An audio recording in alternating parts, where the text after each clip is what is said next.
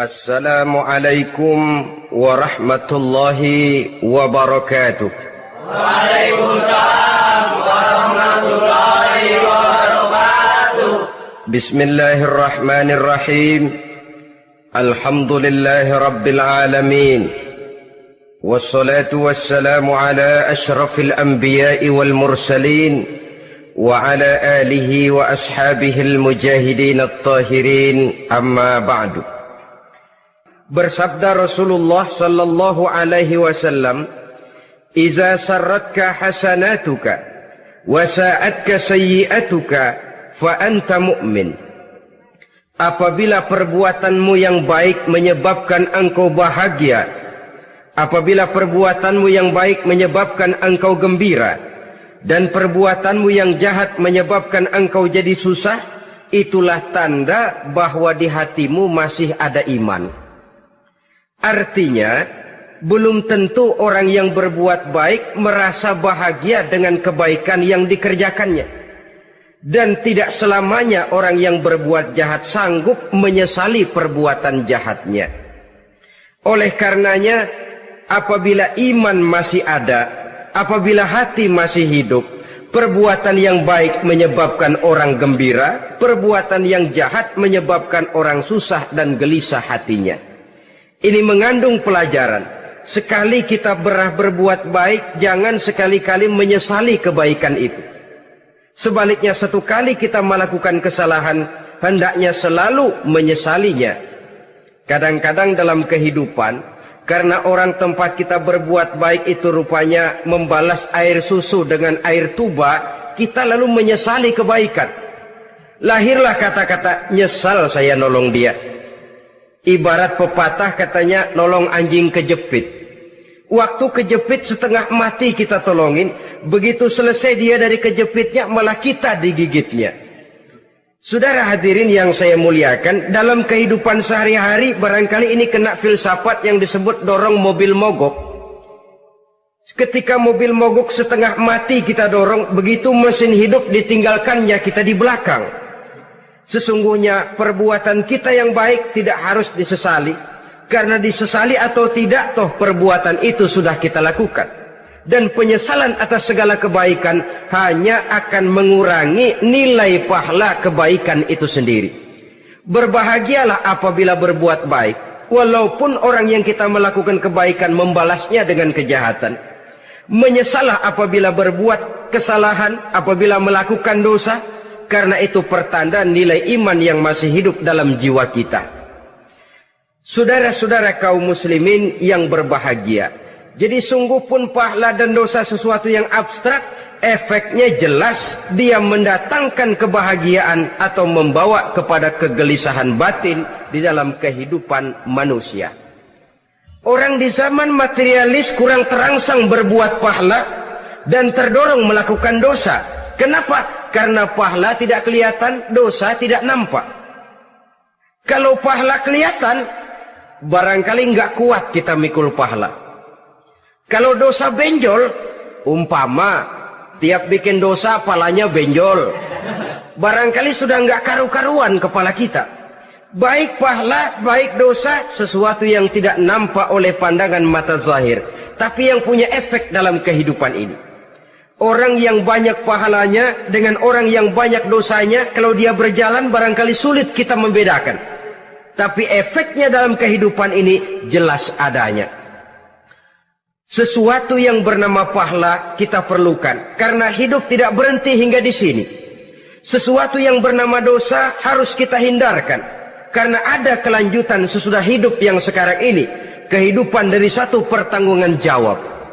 Itu sebabnya Imam Ghazali dalam bahasa yang indah sekali berpesan, "Jaddidis safinah fa innal bahra amiq wa khuziz zad fa innas safara ba'id."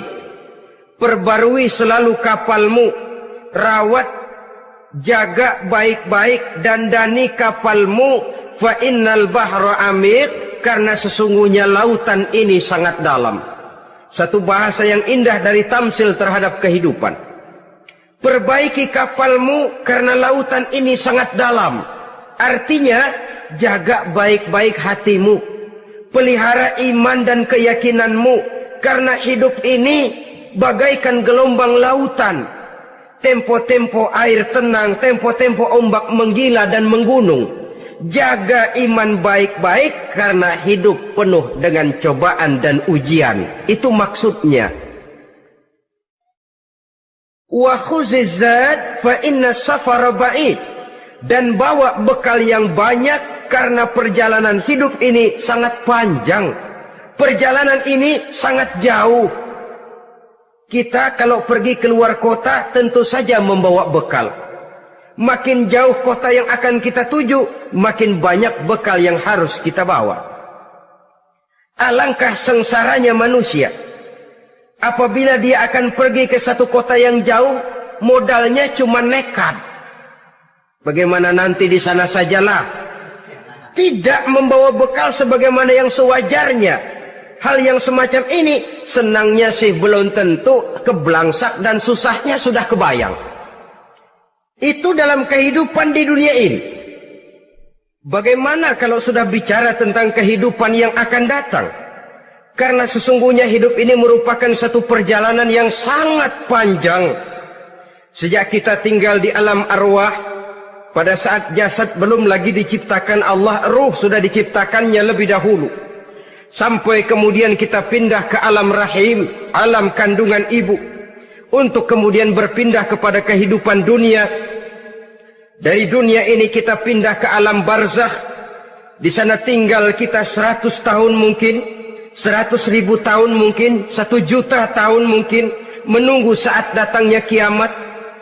Lalu dari alam barzakh pindah kita ke alam akhirat. Satu perjalanan yang sangat panjang.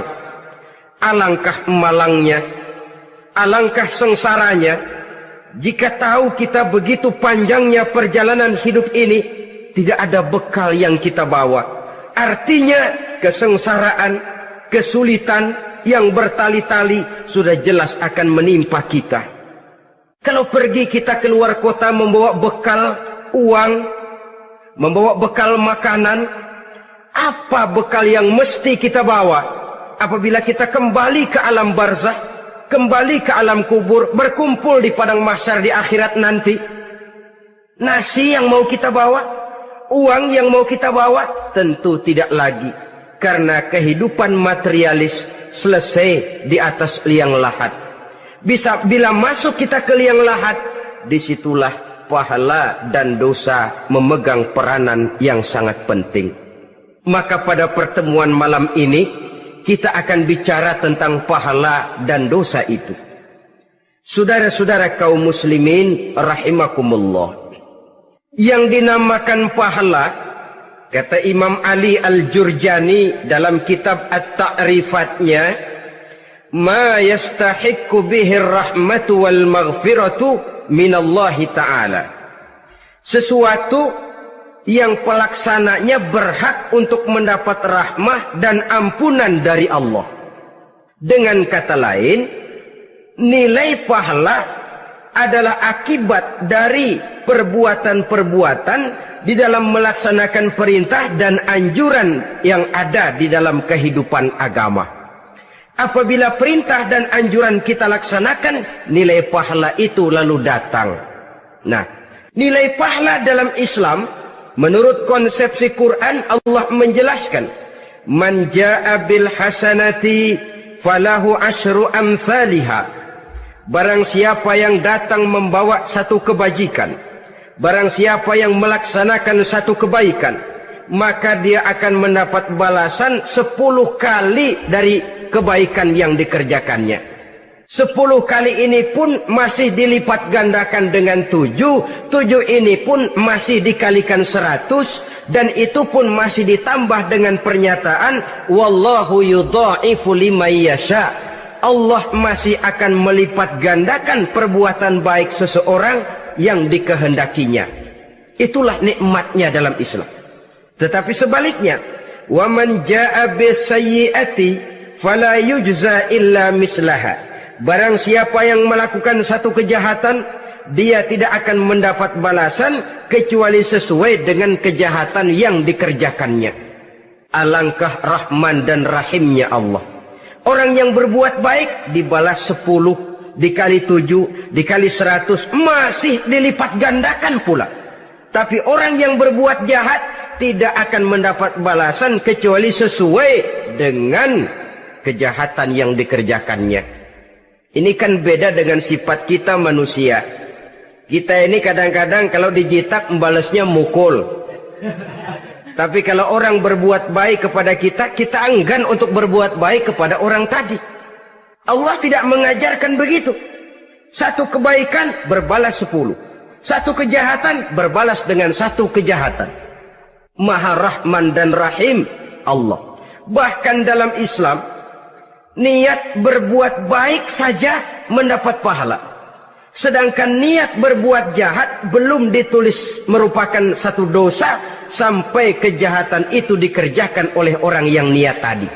Umpamanya, saudara niat, nanti malam giliran pengajian, saya mau hadir di majelis taklim. Pas datang waktu malam, hujan turun sangat lebat. Saudara berhalangan datang ke majelis taklim, saudara sudah mendapat pahala niat. Tapi saudara niat, nanti malam kalau turun hujan, saya mau bongkar rumahnya si fulan, saya mau curi seluruh harta bendanya. Ternyata malam saudara tidak mengerjakan perbuatan itu belum ditulis dosa sampai perbuatan itu benar-benar dikerjakan. Tapi lalu jangan macam-macam, kalau begitu niat aja yang baik biar nggak usah dikerjain. Niat aja pengen ngaji walaupun tidak ada niatan untuk ngaji. Allah lebih tahu tentang apa yang terdetik di dalam hati sanubari kita. Itulah sebabnya sangat dianjurkan orang untuk melakukan segala macam kebajikan. Dan dianjurkan orang menjauhkan segala macam bentuk kejahatan. Karena dia akan berefek melahirkan dosa dan pahala.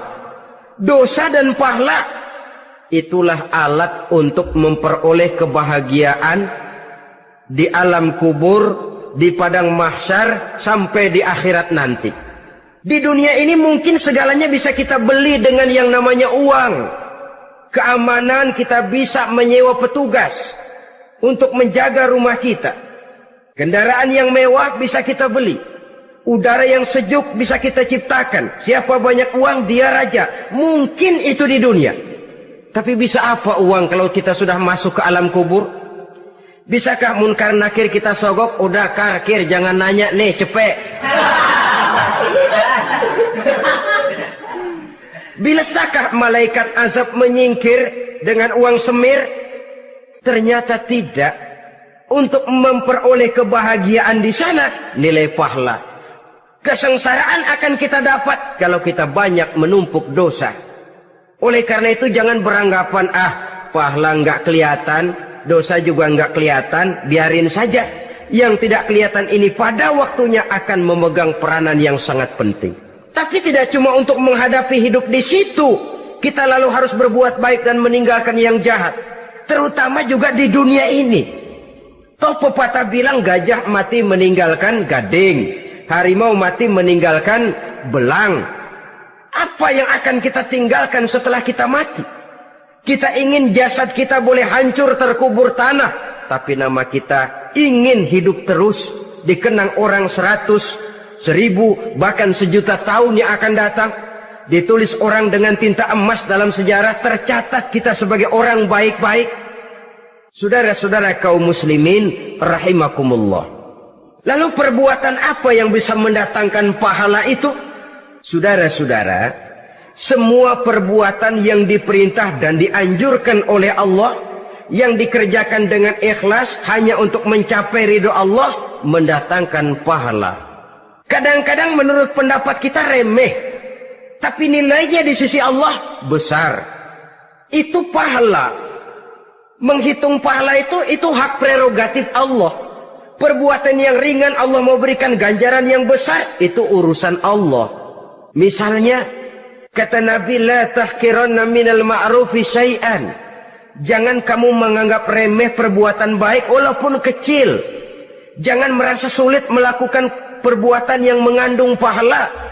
Bertemu dengan teman, muka kita cerah, berpahala. Menyingkirkan duri di jalanan berpahala. Menolong orang yang sesat, memberitahu orang yang bertanya berpahala. Tidak sulit kalau kita mau. Yang diperintah dan dianjurkan oleh agama itu perbuatan yang mengandung nilai-nilai pahala. Masalahnya cuma tinggal mau atau tidak dan dikerjakan dengan ikhlas. Bertemu teman mukanya cerah, pahala. Menyingkirkan duri di jalanan, pahala. Sedekah, pahala. Tidak berupa perbuatan, bisa berupa ucapan. Misalnya bersolawat, pahala. Bertasbih dan bertahmid, pahala. Kata Nabi, kalimatani khafifatani 'alal lisan, saqilatani fil mizan. Ada dua kalimat yang enteng di lidah tapi berat di timbangan akhirat nanti. Apa itu? Subhanallah walhamdulillah. Itu kan amalan yang ringan, perbuatan yang mudah saja, tapi nilainya demikian besar dalam pandangan Allah. Jadi pendeknya, perbuatan yang bernilai pahala adalah perintah dan anjuran agama yang dilaksanakan dengan ikhlas semata-mata untuk mencapai ridho Allah, itu mengandung pahala. Niat dasarnya itu harus karena Allah. Landasannya harus karena ikhlas. Bukan cuma sekedar basa-basi, tidak karena ingin dipuji orang, tidak karena mengharap tanda jasa, tapi ikhlas semata-mata. Dari perbuatan yang paling kecil dan mudah sekali sampai kepada amalan-amalan yang besar dan memerlukan biaya yang besar, seperti melaksanakan ibadah haji, seperti jihad fi sabilillah, membangun masjid, membangun pondok-pondok pesantren, membangun pusat-pusat kesehatan, membangun jalan-jalan umum, termasuk menjaga keamanan. Jangan dikira loh, siskamling umpamanya, menjaga keamanan kampung tidak berpahala. Kalau diniatkan ibadah, menjaga ketenangan warga supaya mereka tekun ibadah, ikhlas karena Allah, itu juga bernilai ibadah. Keluar kita dari rumah, pergi pagi, pulang sore, peras keringat, banting tulang cari nafkah buat menghidupi anak istri kita. Kalau diniatkan ibadah, melaksanakan kewajiban sebagai kepala rumah tangga, membantu orang tua sebagai anak, itu juga perbuatan-perbuatan yang mengandung pahala. Yang terbaik sesuai dengan bidang kehidupan kita. Ada orang yang dinamakan abid, ahli ibadah. Pahala yang paling baik bagi dia, banyak-banyak tahajud, sembahyang malam, wirid, zikir, tasbih. Ada yang dinamakan orang alim. Pahala yang paling baik buat orang macam ini, mengajar, menyebarkan ilmu, mendakwahkan Islam. Ada yang disebut wali, pejabat pemerintah, petugas. Amalan pahala yang paling baik buat orang semacam ini, melayani masyarakat, bekerja di bidangnya sesuai dengan profesinya. Saudara hadirin yang saya hormati, jadi dengan demikian, perbuatan-perbuatan yang mengandung nilai-nilai pahala ini bisa perbuatan yang menurut kita kecil namun punya nilai besar. Apalagi perbuatan besar dengan biaya yang besar, tentu makin besar juga pahala yang disediakan oleh Allah Subhanahu wa ta'ala. Oleh karenanya, kalau kita bercermin dari ayat Quran, hidup ini kesempatan untuk berbuat baik. Huwallazi khalaqal mauta wal hayata liyabluwakum ayyukum ahsanu amala. Dialah Allah, Tuhan yang telah memberikan hidup dan mati kepadamu untuk menguji kamu, siapa di antara kamu yang paling baik amal perbuatannya. Jadi tidak saya rinci, tapi cukuplah satu penjelasan global. Perbuatan yang berpahala adalah perbuatan melaksanakan perintah Allah atau anjuran Allah dengan dasar ikhlas, dengan tujuan untuk mencapai ridho Allah semata-mata. Lalu apa perbuatan yang mengakibatkan dosa itu?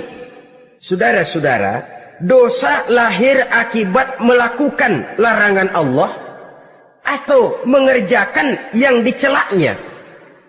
Nah, para ulama ada yang membagi dosa itu menjadi dua bagian. Ada dosa-dosa kecil, ada dosa-dosa besar. Tetapi sebenarnya ditinjau dari segi hakikatnya, kalau sudah melakukan satu kesalahan yang mengakibatkan dosa, jangan dilihat besar dan kecilnya, tapi kepada siapa dosa itu kita kerjakan. Sebab kalau dosa kita anggap satu yang kecil, orang akan terangsang untuk mengerjakan yang kecil-kecil saja. Sehingga dengan demikian, yang kecil pun akan menjadi besar kalau ditumpuk-tumpuk. Sedangkan yang besar bisa saja menjadi kecil kalau selalu diiringi dengan permohonan ampun kepada Allah. Itu sebabnya para ulama sufi, orang-orang tasawuf mengatakan, la saghair ma'al istimrar wala kabair ma'al istighfar. Tidak ada dosa yang kecil kalau dikerjakan terus-menerus, dan tidak ada dosa yang besar kalau digempur tiap saat dengan perbuatan istighfar atau memohon ampun kepada Allah Subhanahu wa taala. Cuma saja pada umumnya, karena dosa-dosa kecil itu lebih mudah taubatnya, dan ada janji Nabi, barang siapa yang meninggalkan dosa-dosa besar akan diampuni dosa-dosanya yang kecil-kecil. Oleh karena itu, pada kesempatan ini kita akan juga bicarakan apa saja yang termasuk klasifikasi dosa-dosa besar, dengan harapan kita bisa menjaga diri, menyelamatkan diri, jangan sampai terjatuh ke dalam dosa-dosa yang besar tadi. Tetapi bukan berarti kita harus terangsang melakukan dosa-dosa yang kecil. Biarin kecil ini, tobatnya gampang. Dosa kelas teri. Dosa itu kan tidak kelihatan. Lalu terangsang melakukan perbuatan dosa-dosa walaupun kecil. Kalau berlarut terus-menerus, dia akan tumbuh menjadi dosa yang besar. Oleh karenanya, jangan sampai mengundang pengertian kalau kita membicarakan dosa-dosa yang besar lalu terangsang melakukan dosa-dosa yang kecil. Karena bagaimanapun juga dosa kecil dan dosa besar sama dalam arti kepada Allah kita melakukan kesalahan. Dan dosa yang kecil pun kalau bertumpuk, dia akan menjadi banyak. Saudara-saudara kaum muslimin rahimakumullah, ada beberapa jenis dosa-dosa besar. Jenis yang pertama, asyirku billah, syirik atau menyekutukan Allah. Dari sekian deretan dosa-dosa besar, syirik ini merupakan bapak moyangnya dosa. Dedengkotnya dosa, itu syirik, menyekutukan Allah. Bahkan dosa yang lain Allah masih mau mengampuni. Tapi kalau sudah syirik, menyekutukan Allah, itu sudah satu dosa yang tidak berampun sama sekali. Oleh karena itu tepat pesan Imam Ghazali tadi. Jadi di safinah fa innal bahra amik. Jaga iman, pelihara akidah, dandani kapal. Karena hidup ini gelombang lautan sangat dalam, hidup banyak cobaan. Di dalam hidup di zaman sekarang ini, saudara bisa perhatikan, di mana tensi ekonomi tinggi, lapangan kerja sulit, persaingan hidup makin tajam, sifat egois dan individualis tumbuh di mana-mana, rasa solidaritas sosial menurun, sifat gotong royong musnah, orang mudah potong kompas, potong jalan, ingin cepat kaya, ingin cepat naik pangkat, ingin dapat kedudukan. Kadang-kadang akidah pun terjual, akidah pun musnah, jatuh ke jurang syirik pun tidak jadi soal. Itu yang kita khawatirkan. Kalau dosa-dosa yang lain Allah masih mau mengampuni, tapi kalau sudah jatuh kepada syirik, Allah sama sekali tidak akan memberikan ampun. Dalam kaitan dengan ini barangkali tepat sinyalemen Imam Ali itu. Andai kata kemiskinan merupakan satu kepribadian, saya akan membunuhnya lebih dahulu. Artinya memang kemiskinan ini sering mendorong orang kepada jurang kemusyrikan. Tidak tahan menghadapi godaan perut akibat tensi ekonomi yang tinggi, lapangan kerja yang sulit. Iman pun jadilah ditukar dengan 3 liter beras. Akidah pun jadilah dibarter dengan 3 bungkus supermi, dengan pakaian bekas, dengan obat-obatan. Tidak jadi soal baginya mengejar kebahagiaan yang relatif singkat dengan mengorbankan kebahagiaan yang abadi. Persis ibarat pepatah, nyari jarum kampak hilang. Mencari sesuatu yang kecil, yang besar jadi sia-sia. Membela perut, mengorbankan akidah. Na'udzubillah summa na'udzubillah. Saudara-saudara kaum muslimin rahimakumullah. Ini fakta. Ini kenyataan. Dan hal semacam ini tidak bisa diatasi cuma dengan ceramah, simposium, diskusi, seminar. Apalagi Nabi berpesan, solahu ummati bil ilmi wal mal. Umatku hanya bisa menjadi baik akidahnya dengan ilmu dan harta. Itu bahasa Nabi. Kalau bahasa kita sekarang, dengan ekonomi dan pendidikan. Ilmu, pendidikan, ekonomi, harta. Tanpa itu sangat besar kemungkinan kita bisa menjual akidah terjerumus di lembah kemusyrikan. Maka terutama kepada saudara-saudara saya, muslimin yang terpencil jauh dari kota-kota besar, yang kadang dalam kehidupan seharinya imannya sering digoda oleh supermi, akidahnya sering ditantang oleh pembagian beras, pakaian-pakaian bekas, obat-obatan dan sebagainya. Jaga dan bentengi akidah kita. Lebih baik nyawa berpisah dari badan, asal iman jangan berpisah dari hati. Kepada adik-adik saya para remaja, para pemuda di kota-kota besar, yang iman dan akidahnya sering ditantang dengan minuman-minuman keras, fasilitas-fasilitas yang menghanyutkan, yang secara terarah dan praktis sedikit demi sedikit menggiring kita untuk keluar dari nilai-nilai akidah. Hati-hati, jaga baik-baik, sebab intan paling mahal, mutiara paling berharga, tidak lain nilai iman ini. Tergelincir kita daripadanya, jatuh ke lembah kemusyrikan, jatuh ke satu dosa yang teramat besar, yang Allah tidak akan pernah memberikan ampun lagi. Ini dosa besar yang pertama. Yang kedua, qatlun nafsi illa bil haq. Membunuh orang tanpa alasan yang benar. Di zaman kesulitan ekonomi kadang-kadang orang mudah nekat. Tengok saja. Kadang-kadang karena pasar uang 100-200 perak saja nyawa bisa melayang. Kadang-kadang karena urusan yang remeh, salah omong, salah ambil, salah ucap, salah pegang, nyawa bisa jadi melayang. Alangkah murahnya nyawa, seakan-akan kita yang punya. Padahal nyawa itu hak milik Allah. Tidak pantas kita merampasnya, tidak pantas kita menghilangkannya dari jasad seseorang. Oleh karenanya, membunuh orang merupakan satu dosa yang sangat besar. Jangankan kepada orang yang seakidah, orang yang lain akidah saja pun, kalau dia hidup berdamai, rukun, berdampingan, kita harus melindungi. Apatah lagi teman seakidah sendiri. Saudara-saudara kaum muslimin rahimakumullah.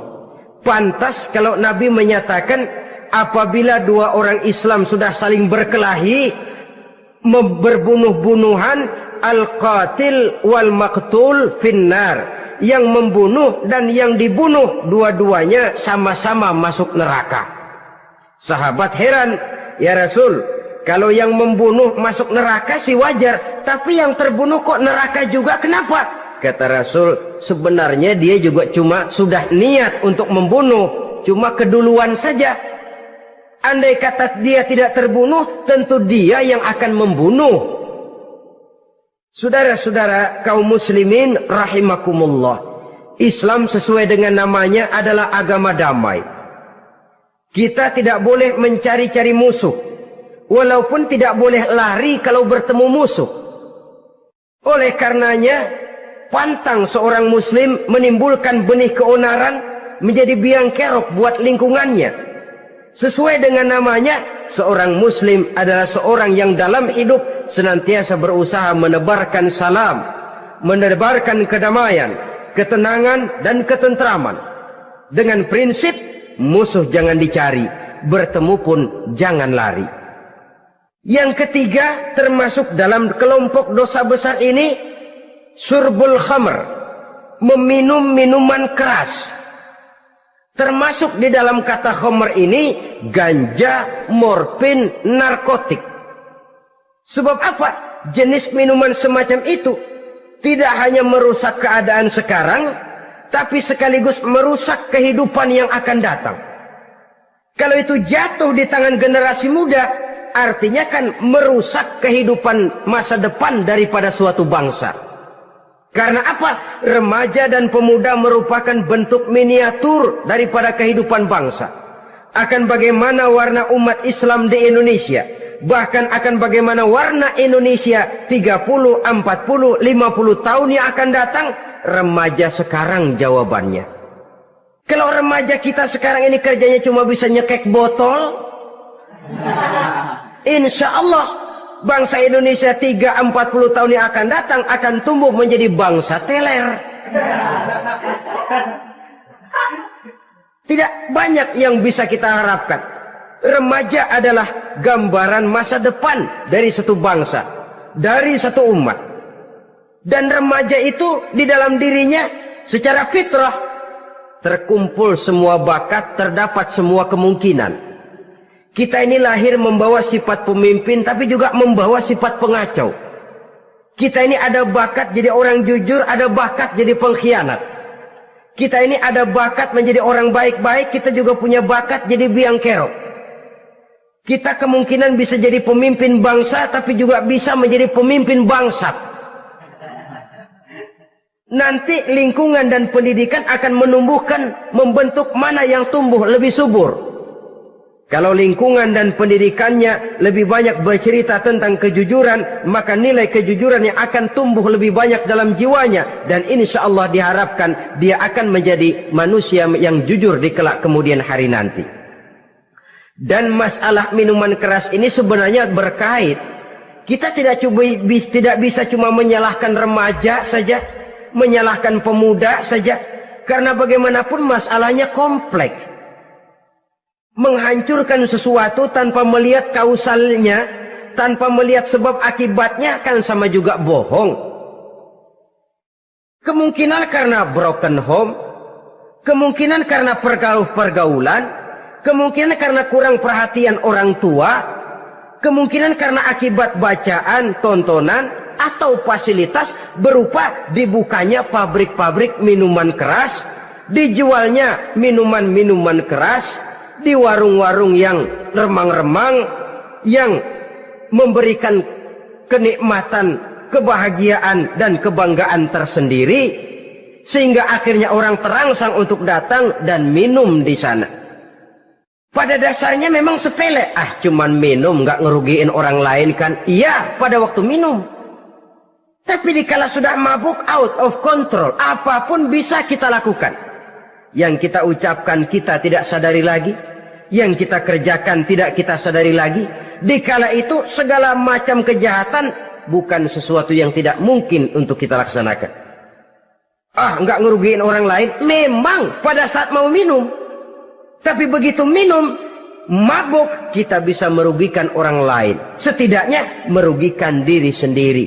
Pertumbuhan IQ menjadi lemah, semangat kehidupan hilang, gairah kerja menurun, kalau tidak ada sama sekali. Lalu apa yang bisa kita lakukan di dalam kehidupan? Dan akan lebih celaka kalau ini menimpa kehidupan generasi muda kita. Kadang-kadang yang ironi ya, kalau yang orang tuanya mampu barangkali masih tertolong. Tapi yang orang tuanya kondisi ekonomi lemah masih kepengen teler juga. Orang tuanya nggak mampu masih pengen mabuk. Dari ganja, morfin nggak dapat, akhirnya kaleng cet diisepin. Yang penting kan bisa teler. Mendatangkan satu kebahagiaan tersendiri. Itu sebabnya memang satu kejahatan menurut teori polisi ya hanya bisa terjadi karena faktor N dan K. Niat dan kesempatan. Niat ada, kesempatan ada, jadi orang jahat. Kurang salah satunya, biasanya kejahatan terbendung. Niat ada, kesempatan tidak ada, sulit berbuat jahat. Kesempatan ada, niat tidak ada, tidak mungkin orang jahat. Tapi yang paling dominan sebenarnya niat. Kalau niat sudah kuat, kesempatan bisa dicari. Kesempatan bisa diciptakan. Biar Hansip nongkrong, ditungguin lengahnya. Iya biarin. Jam 11 sampai jam 2. Matanya melotot. Jam 3 dia mulai ngulet, ngempet. Nah, di saat itu saya masuk ke rumahnya. Kalau niat kuat, kesempatan bisa diciptakan. Dan kalau sudah niat, ini masalah hati. Kalau sudah masalah hati, menyangkut soal moral. Moral artinya sudah masuk kepada kehidupan agama. Saudara-saudara kaum muslimin rahimakumullah. Yang keempat yang termasuk jenis dosa besar, az-zina, perbuatan zina. Di zaman pergaulan bebas dengan prinsip free love, free sex ini, tengok sudah berapa banyak gadis-gadis bergelimpangan jadi korban. Berapa banyak bayi-bayi yang lahir ke dunia tanpa tahu kemana dia mesti memanggil bapak. Apakah deretan jumlah korban ini masih harus bertambah lagi? Paling tidak, biarlah yang sudah jadi korban, tapi jangan bertambah lagi hendaknya. Masing-masing kita berupaya menahan diri. Termasuk dalam kategori zina ini, yang merupakan cabang-cabangnya, liwat, homoseks, lesbian, masturbasi. Bahkan masturbasi itu termasuk jenis zina tangan. Dan itu juga merupakan satu dosa. Di samping dosa juga merusak diri. Karena bagaimanapun juga dia akan mengurangi kemampuan daya pikir seseorang. Maka agama memberikan jalan keluar. Pesan Nabi, ya ma'syara syabab, man istata'a minkumul ba'at falyatazawwaj. Hai para pemuda, kata Nabi, barang siapa di antara kamu yang sudah bisa ba'at, yang sudah mampu ba'at. Ba'at itu artinya memberikan nafkah. Baik nafkah zahir maupun nafkah batin, falyatazawwaj, maka hendaklah dia kawin.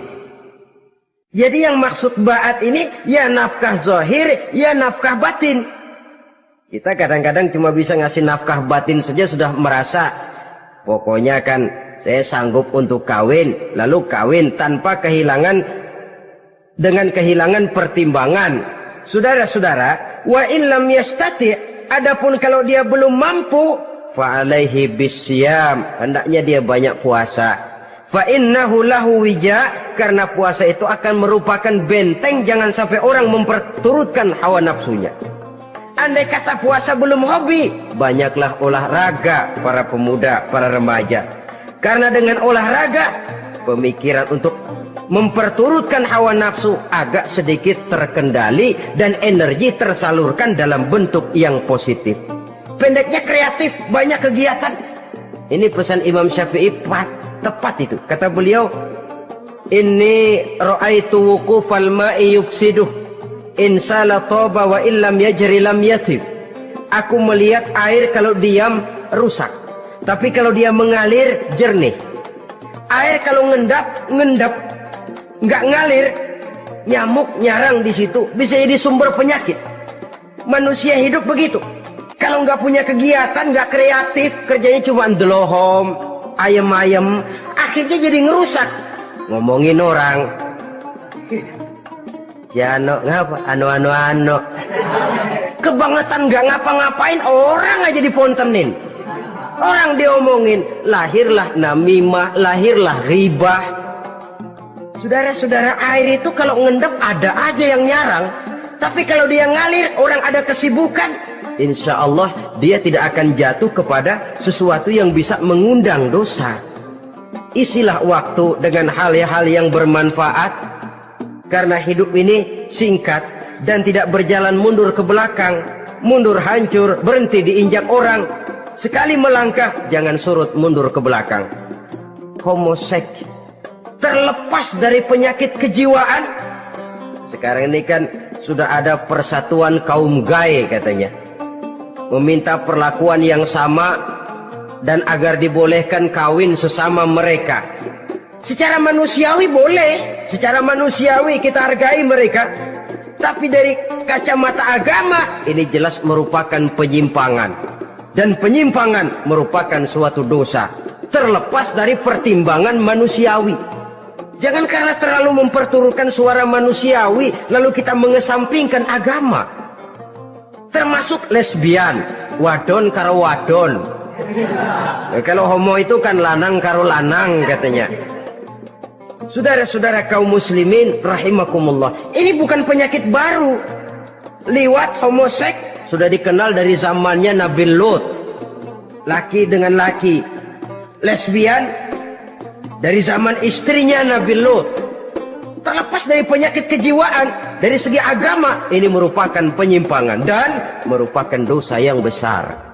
Yang kelima, yang termasuk jajaran dosa kelas kakap, qazful mu'minina wal mu'minat, menuduh orang mukmin yang baik-baik, laki atau perempuan, melakukan perbuatan zina sehingga hancur namanya di masyarakat. Ini merupakan satu perbuatan dosa yang sangat besar dan sangat dimurkai oleh Allah. Saudara-saudara kaum muslimin rahimakumullah, oleh sebab itu ditentang masalah ini, kalau memang tidak ada saksi, jangan sembarang kita enteng lidah menuduh orang lain berbuat zina, menuduh orang lain berbuat serong. Dosanya kelewat besar di dalam kehidupan. Karena apa? Mencari harga diri itu berat, memelihara kehormatan diri jauh lebih berat. Satu kali orang dihancurkan namanya di masyarakat, dia akan terisolir jadinya. Oleh karenanya, berlindung kita kepada Allah, jangan sampailah dihinggapi oleh sifat ini. Karena sentimen kita kepada seseorang, karena hasad kita kepada seseorang, tidak senang melihat orang lain lebih maju, lalu lidah ini seenaknya saja mengucapkan kata. Padahal sanksi dan resikonya sangat besar. Yang kita tuduh barangkali mendapat pahala dari Allah. Kita sendiri yang menuduh tanpa saksi, tanpa alasan yang benar, mendapat dosa yang sangat besar. Saudara-saudara, memang kadang-kadang aneh dalam hidup ini. Seorang pelacur biasanya bisa menjaga mulutnya di masyarakat, kata-katanya baik, sopan. Kenapa? Karena mulut yang satu sudah tidak terjaga.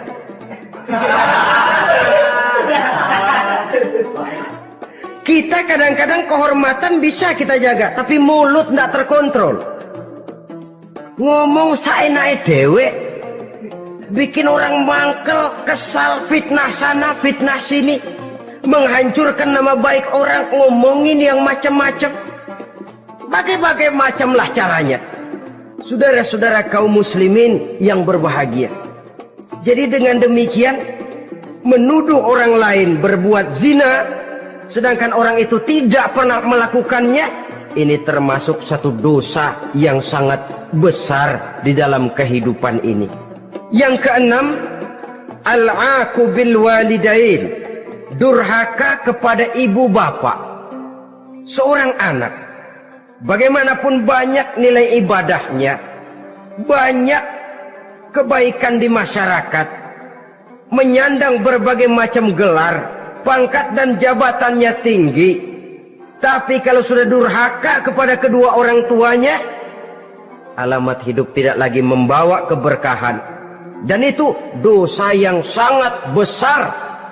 Sampai Nabi sabdakan, ridho Allah ada di dalam keridhaan ibu bapak, murka Allah pun ada di dalam kemurkaan ibu dan bapak. Walaupun belum tentu setiap kita orang tua, tapi yang jelas setiap kita adalah anak. Dan setiap anak punya ibu dan bapak. Jangan sampai kacang lupa kepada kulitnya. Saudara-saudara kaum muslimin rahimakumullah, durhaka kepada ibu bapak merupakan perbuatan yang sangat dimurkai oleh Allah. Apalagi ibu yang telah melahirkan kita, bahkan mengandung kita. Begitu juga bapak yang telah berusaha peras keringat banting tulang untuk mengasuh membesarkan kita.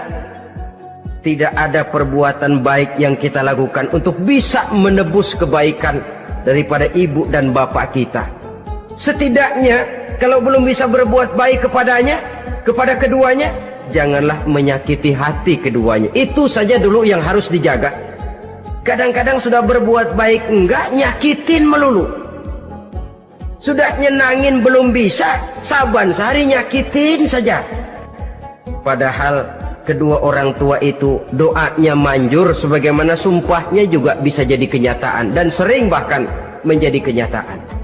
Sampai ibu bapak sudah wafat, sudah meninggal sekalipun, kewajiban berbakti masih harus terus dilakukan oleh seorang anak.